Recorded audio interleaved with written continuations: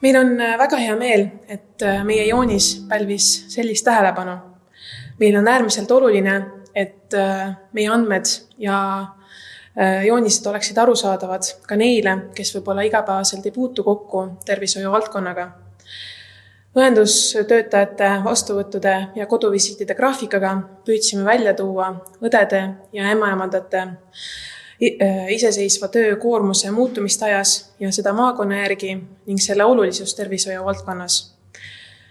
Nende koormus on viimase 10 aasta jooksul kasvanud ligi 2,5 korda ja nii see kui ka eelmine aasta kuulutati rahvusvaheliselt välja õdede ja ämmaemandate aastaks. Seetõttu siinkohal tahaksimegi tänada kõiki õdesid ja ämmaemandaid nende vastutusrikka töö eest, eriti praegusel koroona ajal.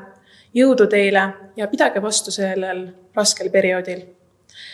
Samuti sooviksime tänada kõiki kolleege Tervise Arengu Instituudist ja kõiki tublisid andmeesitajaid, tänu kellele meil üldse riikliku statistika tegemine on võimalik.